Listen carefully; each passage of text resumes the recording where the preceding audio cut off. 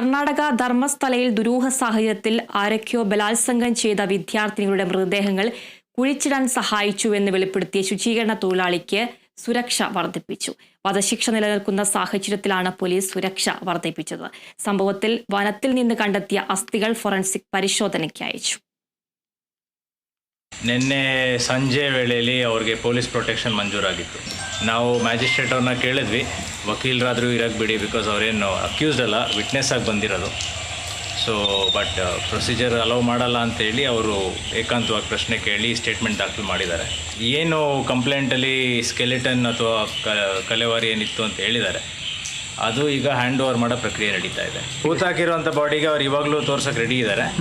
So ಪೊಲೀಸವರು ಯಾವ ಥರ next investigation ತೊಗೊಂಡು ಹೋಗ್ತಾರೆ, ನಾವು ರೆಡಿ ಇದ್ದೀವಿ. ಆದಷ್ಟು ಬೇಗ ಆದರೆ ಒಳ್ಳೆಯದು. ಅದನ್ನು ನಾವು ಪೊಲೀಸರ ಹತ್ರ ಮನವಿ ಮಾಡ್ಕೋತಾ ಇರೋದು. ವಿಟ್ನೆಸ್ನ ಅರೆಸ್ಟ್ ಮಾಡಿಲ್ಲ, ನಮ್ಮ ಜೊತೆ ಇರ್ತಾರೆ. ನಿಮ್ಮ ಜೊತೆ ಇರ್ತಾರೆ.